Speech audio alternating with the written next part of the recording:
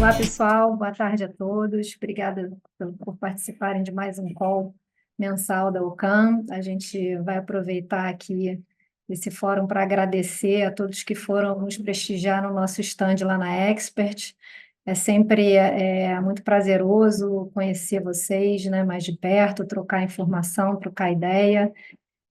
Mas também sempre muito movimentado, então, eventualmente, se a gente não conseguiu conversar com mais propriedade, eu vou deixar aqui no chat o meu celular e meu e-mail, e aí, caso vocês queiram, a gente pode conversar com mais calma e tranquilidade por call ou fazer visitas, enfim. E eu também quero aproveitar para avisar que o Ocan Liquidez, que é o nosso fundo de crédito privado D1, permanece aberto, né? A gente fez uma reabertura aí a partir do dia 21 de agosto.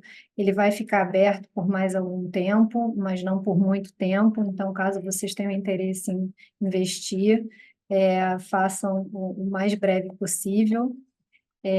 Então é isso, obrigado mesmo. Então vamos aqui começar nosso call.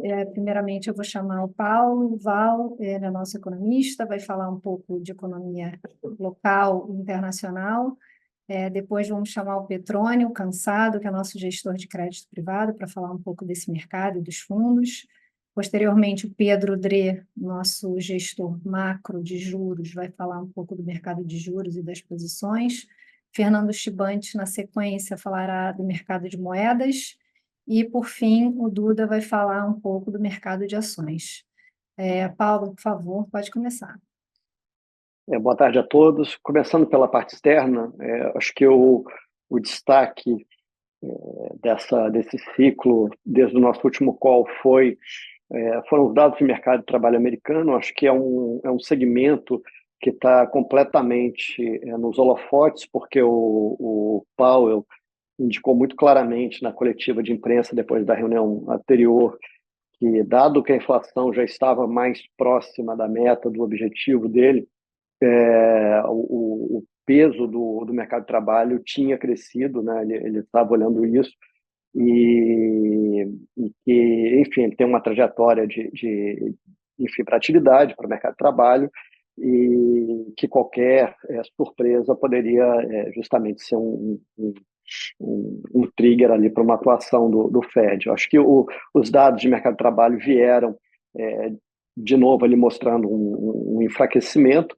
né? Quando a gente olha o conjunto dos dados americanos, a gente não tem um conjunto hoje que esteja compatível com uma recessão, mas sim com um desaquecimento e tendo isso em vista, assim, a gente tem um conjunto ali de informações que dá um sinal verde, dá um conforto para o Fed, dada essa visão dele, dado o que parece hoje ser a função objetivo dele, e nos aproximamos, então, do início de um ciclo de afrouxamento monetário americano. Acho que esse é o grande movimento que a gente deve ter agora, já nessa próxima reunião de setembro, e em alguns dias a gente deve ter ali o primeiro corte desse ciclo, né?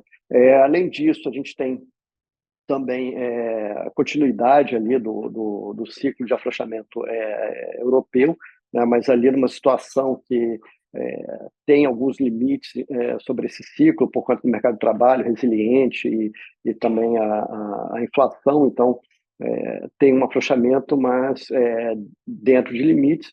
E a terceira variável do cenário externo, que é bastante importante, é a China, né? E aí a gente continua vendo um cenário muito similar ao que a gente já tem discutido aqui há algum tempo, que é uma dificuldade de estimular a economia. A China continua com um grande problema dela no mercado imobiliário, né? Ao mesmo tempo que não parece ser um cenário de crise, é um cenário que a gente vê a atividade perdendo força enfim, a meta de crescimento podendo ser ficando ali em questão, e a gente perde um pouco esse dinamismo da economia global, né? A gente tem um lado que ajuda vários países, que é o lado da inflação muito baixa. Acho que a China continua a contribuir para isso, mas nessa parte de atividade a gente perde um pouco esse vetor, né, do crescimento chinês. Bom, passando para a economia local, a gente teve um mês de bastante ruído, né? A gente veio ali de um Copom na última reunião com uma mensagem bastante dura, uma descrição de um cenário realmente sem muita margem de manobra, e que era composto basicamente por uma atividade forte, que tinha surpreendido e vinha surpreendendo para cima, um mercado de trabalho apertado, salários subindo, a gente tinha uma inflação corrente, e aí, olhando para os núcleos dessa inflação corrente, a gente tinha uma inflação que não dava conforto ao BC, né, uma inflação de núcleos, que são justamente os componentes que tiram os efeitos de choques e tudo em níveis mais perto do teto da banda do que da meta em si. As expectativas, na verdade, já desancoradas há bastante tempo.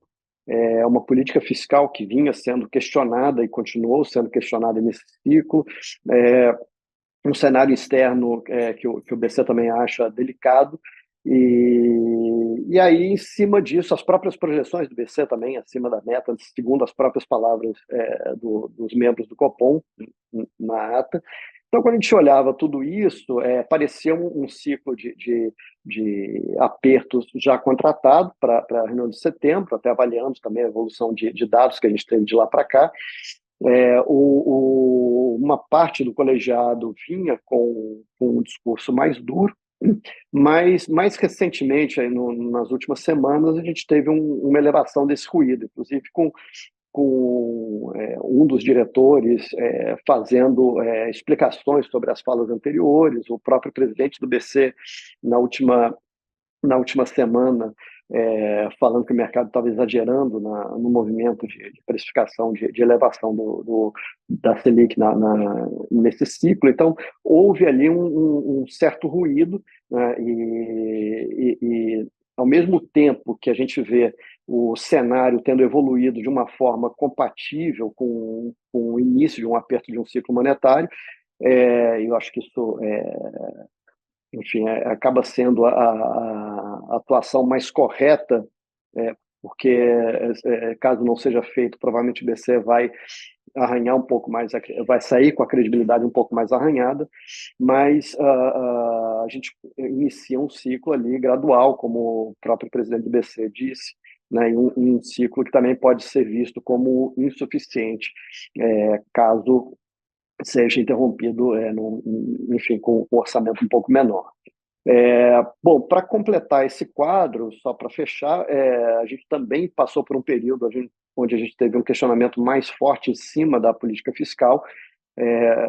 Enfim, a gente teve alguns indicadores, mas teve um evento relevante que foi a ampliação de um programa do governo, né, um programa de transferência, o Auxílio Gás, que foi proposto com um mecanismo que deixava essa despesa fora do arcabouço fiscal, né, fora das estatísticas fiscais do governo federal.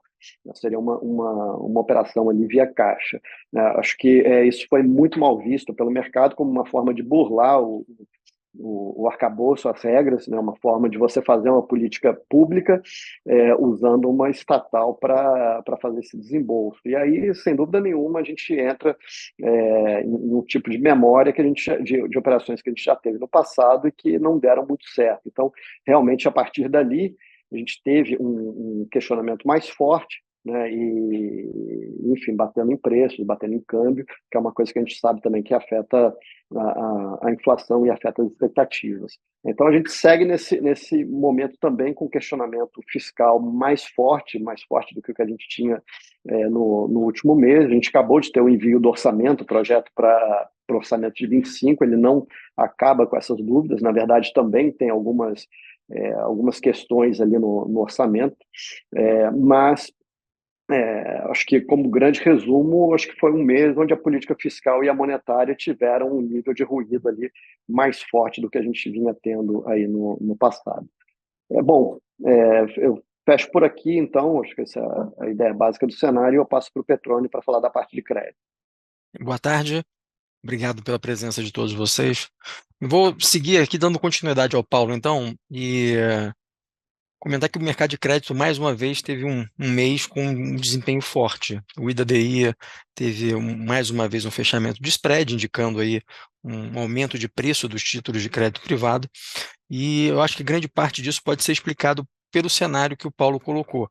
Então, de um lado, eu vou tentar fazer um resumo aqui, né? A gente está com os Estados Unidos perto do início de ciclo, que seria de juros, que seria positivo de forma geral. Tem uma questão com a China, de dúvidas, etc., mas a resultante disso, em princípio, eu diria que ela é mais para positivo, né? E aqui no Brasil, a gente está vivendo um momento de contramão, onde lá fora parece que vai cair os juros, e aqui a gente está na iminência de ter algum tipo de subida, e com bastante ruído por conta de comunicação. E aí eu acho que tem um ponto importante que, se pegar, por exemplo, uma prova de atletismo, né? Sempre no momento que você passa o bastão, você tem um momento de atrito mais delicado. A gente está tendo um momento deste tipo no Banco Central. Então, embora não tenha sido surpresa o nome do Galípolo, né? Você, por si, né, já tem uma natureza um pouco mais delicada do momento. Essas questões fiscais continuam preocupando e sendo divulgado bastante. E eu acho que esse movimento ele domina, né, o cenário externo, principalmente para o mercado de crédito privado, que é um mercado onde o player local ele é o dominante. Você não tem muito a atuação do investidor estrangeiro. Esse efeito do investidor estrangeiro ele se dá de forma indireta, né? Então, o que a gente vê aqui é, mais uma vez, as pessoas buscando investimentos conservadores, olhando para o que rendeu bem neste ambiente, e você tem um histórico de que se investir em crédito de empresa de primeira linha, com a taxa de juros nesse patamar onde a gente está hoje, estou falando ordem de grandeza, isso historicamente é um bom investimento. Então, nesse cenário, o que tem acontecido é uma migração de recursos bastante forte para o mercado de renda fixa. Isso continuou no mês passado e a gente imagina que isso vai continuar ao longo dos próximos meses, até que você tenha algum tipo de reversão por alguma mudança de cenário, né? Então, isso dá sustentação a preço, principalmente dos títulos de risco mais óbvio. Isto posto, o que fazer, né? E recentemente a gente teve a oportunidade de conversar com muita gente, outros gestores, investidores, e eu acho que é uma certa visão, uma dúvida de muitos, né, sobre o atual nível de spread. Então, eu acho que o ponto aqui se você pegar o papel AAA hoje e comparar com o nível de preço que ele apresentava antes dos eventos de lojas americanas e Light, e eu pego esse período que eu diria que é um período de normalidade, e ano passado foi um período mais conturbado, então acho que é uma boa referência. A gente está, de forma geral, com spreads um pouco mais baixos, tá? Isto posto, não parece que eles estão completamente fora de preço, por alguns motivos, tá? Um é que os juros hoje é mais baixo do que era no começo do ano passado, de 2023. A segunda coisa é que o fluxo continua muito forte, quer dizer, essa questão técnica ela é muito preponderante. E tem um terceiro fator também que eu acho importante, é que o nível de liquidez desses papéis aumentou muito, então o prêmio, eventualmente, que se possa demandar por liquidez dos spreads de crédito de empresas de primeira linha, eu acho que tem bons argumentos para você imaginar que ele está menor do que estava antes, né? Isto posto, a gente acha que esses papéis de spread mais fechado, de empresa de primeiríssima linha, a gente deve focar em papéis mais curtos, né? Dado que essa situação, em algum momento no futuro, pode mudar. Então, é melhor focar em títulos mais curtos do que os muito longos, né? E do outro lado, vou chamar a atenção para um efeito que começou a acontecer, isso já deu para ver neste mês, que foi um bom desempenho de alguns títulos de empresas que já não são riscos tão óbvios, e aí tem empresas que eu diria que são muito bons créditos, né? E são simplesmente menos conhecidos, né? Operações que demandam um conhecimento maior de estrutura, de análise de garantia, mas também outras empresas que eu acho que têm mais risco, mas também tiveram bom desempenho, né? Então, eu acho que o bom desempenho que está tendo nos papéis AAA, por conta dessa sua consistência, da persistência desse cenário, talvez ele contagie aí uma segunda derivada, né, uma segunda gama de papéis que ficou um pouco para trás, né? A gente aqui não vai fazer o movimento de fazer uma compra generalizada de papéis de mais risco.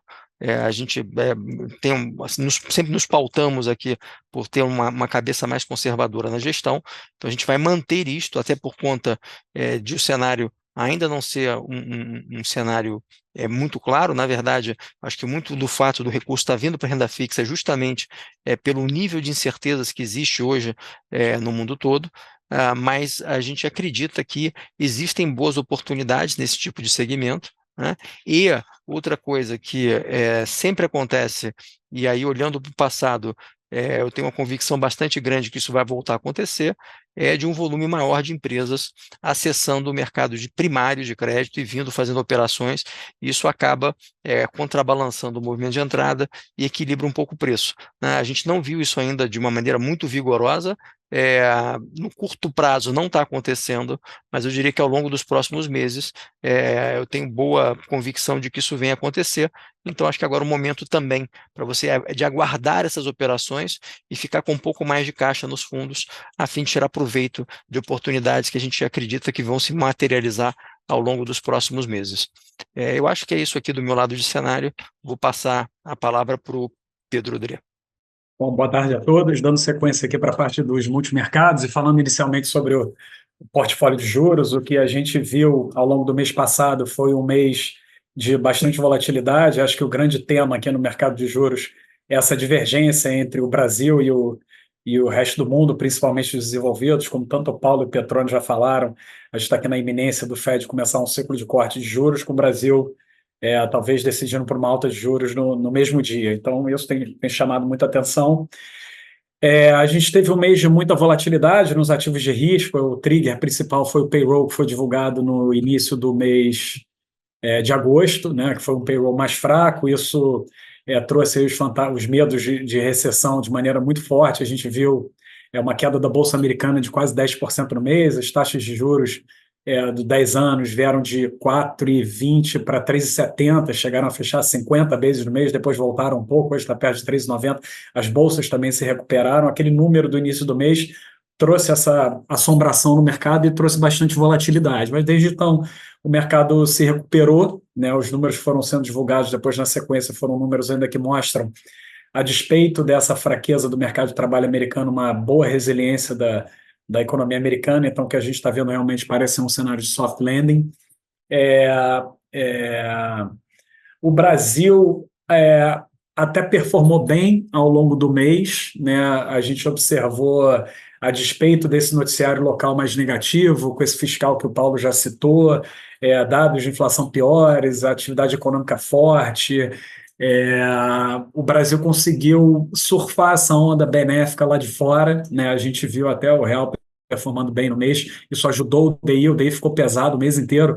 Esses ruídos de comunicação que acabaram impactando no mercado foram mais para o final do mês, né? Porque inicialmente o Galípolo ali, que assumiu a liderança, né, foi o primeiro a falar após Copom, né, puxando a linha mais rock do BC. Isso teve um impacto muito positivo no mercado, né? E aí a apreciação da moeda acabou ajudando o DI a fechar a taxa. Então a gente vê uma performance muito boa, o Brasil operando junto com o externo. Mas no final do mês acho que o mercado saturou com a chuva de ruídos nessa parte de comunicação. O Paulo já comentou aqui sobre a correção que o Roberto Campos fez no discurso do Galípolo.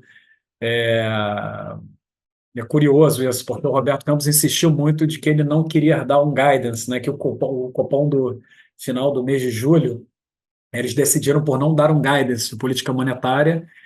Mas o que o Roberto Campos fez sexta-feira passada, ao comentar que acha que a precificação da curva de juros está com muito prêmio, é justamente dar um guidance. Então, realmente foi muita confusão nessa comunicação.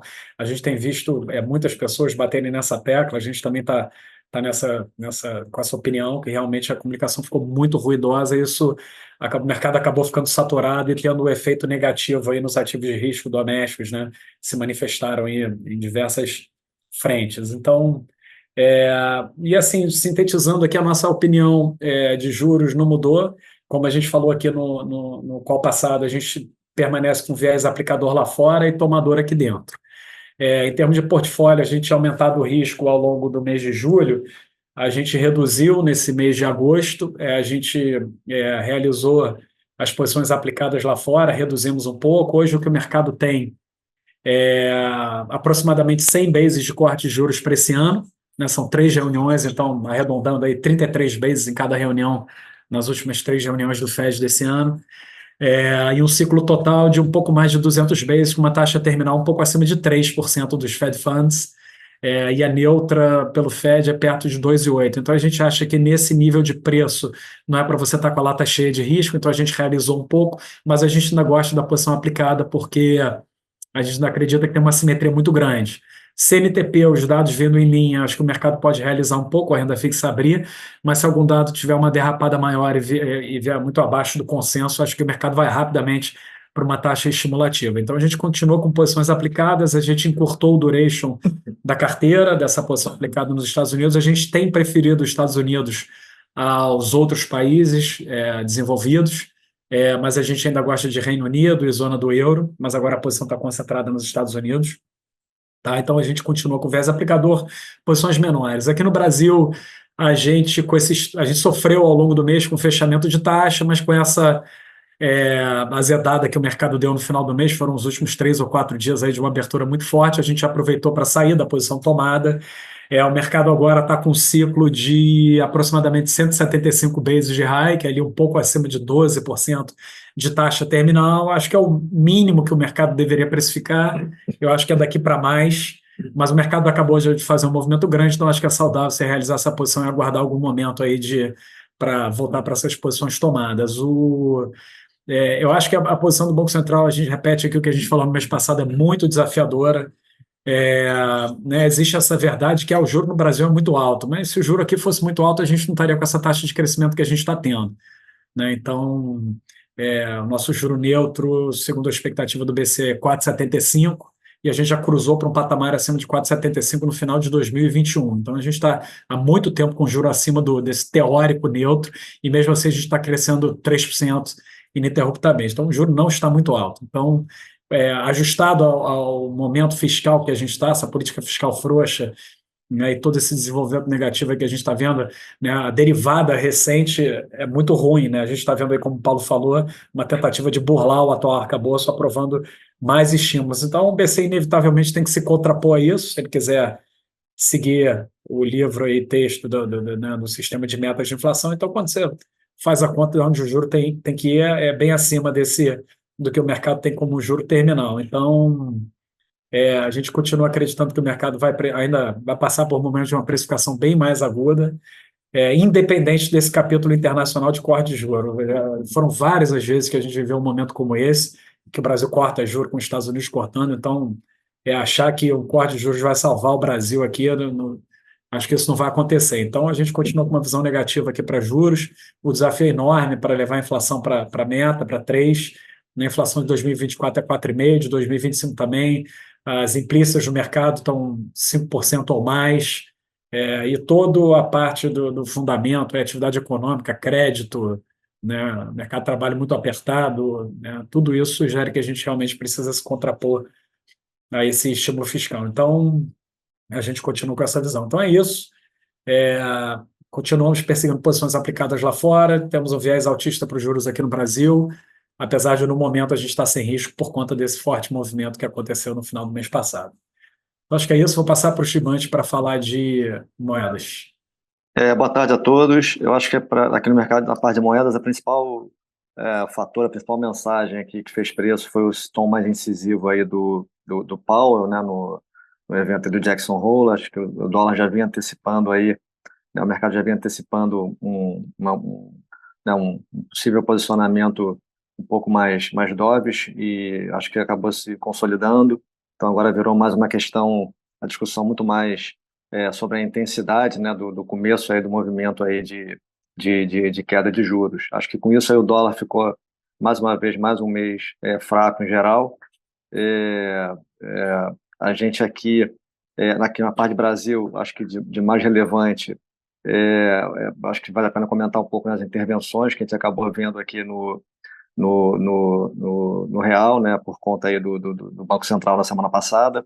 A gente teve uma intervenção na quinta-feira de 1,5 bi, né, no spot. Depois, na sexta-feira, mais uma intervenção no mercado de swap. Como o próprio Banco Central comentou, na sexta-feira foram aparentemente motivadas aí pelo fluxo de rebalanceamento do MSCI. Então, acho que, na nossa visão, acho que uma intervenção mais pontual, o mercado não vinha se mostrando naquele momento com nenhum tipo de disfuncionalidade, então acho que foi muito mais um movimento aí de precaução aí para um possível impacto aí do fluxo. Então, acho que foi mais um movimento pontual. Então, assim, de maneira geral, aqui falando na nossa parte aqui no book, a gente segue short na moeda da China. Acho que, como o Paulo já comentou também, segue esse movimento aí, essa preocupação não só com a parte de desaceleração quanto no mercado imobiliário, mas também agora uma preocupação um pouco mais forte também em relação à indústria. A gente também voltou a fazer uma posição vendida no euro, né, aumentou um pouco essa posição. Acho que voltou a dar um pouco mais de preço ao longo do mês. A gente acha que faz sentido aí também, por conta do contágio que vai acabar acontecendo, já vem acontecendo por conta de China, provavelmente a Europa também vai voltar a mostrar números mais fracos, então a gente gosta dessa posição vendida no euro também. E aqui no real a gente reduziu um pouco, mas segue com posições aqui também levemente vendidas no real, né, comprado em dólar. Eu acho que essa comunicação, enfim, mais complicada aqui do BC, eu acho que no fundo mostrou a preferência revelada por tentar conduzir a política monetária com juros mais baixos possíveis. Então, eu acho que eventualmente fica uma certa pressão aqui no real também. Então, a gente, apesar do movimento forte ao longo do mês, a gente acabou, no finalzinho do mês, a gente acabou reduzindo um pouquinho a posição, mas segue ainda com esse viés mais negativo para a moeda e com posições um pouco menores aqui, compradas em dólar. Acho que é isso aqui na parte de moedas. Eu passo para o Duda para fazer as considerações de bolsa. Obrigado, Shivante. Obrigado a todos os nossos clientes que estão ouvindo. Bom, seguindo o raciocínio da Isabel, né, além das boas notícias no crédito que a gente tem, em termos aí de uma performance muito boa, nossos fundos premiados e a continuidade aí do nosso produto de liquidez aberto, que já está fazendo uma captação forte, então nós estaremos já próximos de fechar. Teve também boa notícia na parte de bolsa, né? A bolsa subiu 6,5% no mês aqui no Brasil, acompanhou, mas numa magnitude muito mais forte ainda para o mercado positivo lá fora, do Nasdaq, que subiu 2,2%, o S&P que subiu 1,1%, tá? Eu acho que essa alta da bolsa corrobora um pouco o movimento favorável para mercados emergentes, que estavam um pouco mais para trás, né? Emergentes, eu diria que ex-China Tecnologia, que ainda continua com bastante problemas de governança. E também corrobora a nossa visão que, dados valuations baixos do Brasil, não vale a pena apostar contra, apesar da deterioração macro de Brasil, tá? Então, também a gente tem procurado aqui gerar alfa, né? Vocês viram todo o nosso discurso do time macro, que eu acho que há efetivamente em curso uma deterioração macro. A gente acha que a bolsa aqui deveria trabalhar mais no range, e até fez um movimento forte, e a gente prefere continuar a estar bem protegido aqui no Brasil, para pegar as oportunidades mais relativas, tá? Sem dúvida, com esse movimento forte, o nosso destaque aqui foram os fundos de ações que acompanharam a alta, chamando atenção aqui no nosso fundo de ações de long buys que continuam batendo a bolsa, e mais nos multimercados. Não, só queria chamar a atenção de um outro fator que acho também foi bastante importante, uma mudança de um pouco de padrão, tá? Foi a volatilidade dos mercados internacionais, tá? Você teve até circuit break no Japão, então até a gente procurou nessa volatilidade externa simplificar até um pouco a carteira externa, tá? Hoje a gente diminuiu um pouco a carteira externa, mas continuamos achando que devemos ter mais de 50% de exposição líquida no mercado externo. Hoje, pegando o retorno absoluto como fundo multimercado, a gente está cerca de 25% comprado e 20% vendido. Depois de alguns meses que a carteira vinha funcionando, essa carteira teve um pouco de realização esse mês, foi menos 0,15% de bolsa global e menos 0,26% de bolsa local. Os pontos foram na bolsa global, principalmente porque quem underperformou foi o mercado de empresas de tecnologia, e a gente é um tema que a gente perseguia e acha que é para continuar perseguindo, então continuamos perseguir. Só que algumas empresas, síntese, líderes, que a gente gosta, por exemplo, como Microsoft e NVIDIA, performaram um pouco acima, um pouco abaixo das expectativas e principalmente do guidance, tá? Então, a gente, para simplificar, a gente continua gostando dessas empresas, mas acho que tem até outras opções melhores. E a queda da Bolsa Americana, principalmente dada a proteção de corte de juros e a preocupação do Fed com o mercado de trabalho, que eu acho que vai manter uma dinâmica da economia americana forte, a gente acha que gerou uma oportunidade na Bolsa como um todo. Tá? Então, a gente está comprado numa carteira mais correlacionada com o S&P agora. A gente continua gostando dos temas de tecnologia, particularmente aí banco digital, e-commerce, rede social, também bastante forte. Então, a gente continua perseguindo esses temas e ainda em semicondutores, tá? Mas principalmente também que o hedge a gente faz em relação principalmente a alguns mercados emergentes e particularmente o Brasil, tá? Então, até porque o Brasil é uma grande proxy de commodities, e a gente acha que o commodity também deve ficar mais no range da desaceleração da China, tá? Então, continuamos perseguindo lá com uma exposição líquida, um pouco menor e mais simples, ou seja, mais direcional e menos protegido, mas numa posição menor. E eu acho que o tema de tecnologia continua presente e o mercado americano vai continuar sendo um mercado de alvo. Olhando para o Brasil, a gente continua totalmente protegido.